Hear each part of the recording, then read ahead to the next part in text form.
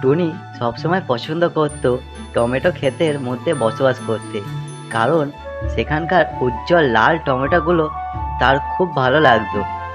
সেগুলো দেখতে যেমন সুন্দর, তেমনি সে মাঝে মাঝে সেখানে লুকিয়ে লুকিয়ে ছোট ছোট মিষ্টি টমেটো খেয়েও ফেলতো।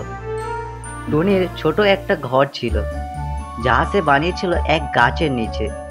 ঘরটা ছিল টমেটো গাছের পাতার ছায়ায়, ঠিক এমন জায়গায় যেখানে সূর্যের আলো আসতো না।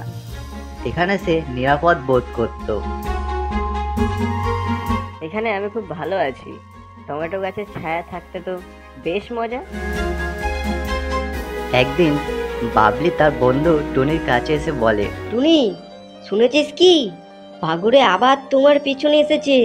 সে তোমার ঘর নষ্ট করতে যায়।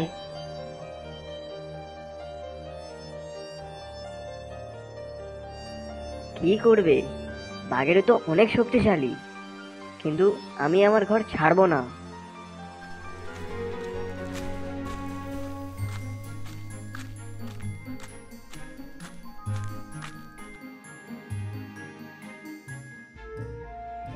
বাঘেরু, তুমি কেন আমার ঘর নষ্ট করতে চাও?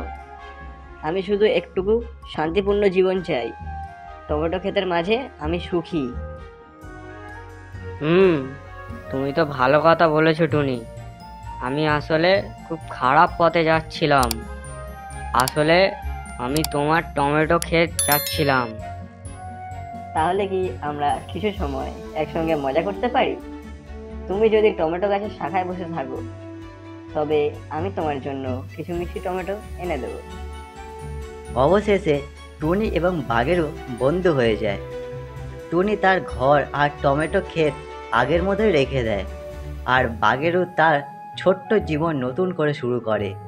তারা একসঙ্গে মাঝে মাঝে টমেটো খেতে গিয়ে আনন্দে সময় কাটায়। আচ্ছা, তুমি তো দেখতে পাচ্ছ টুনি, তোমার ছোট্ট ঘরে মজার বন্ধুত্ব তৈরি হলো।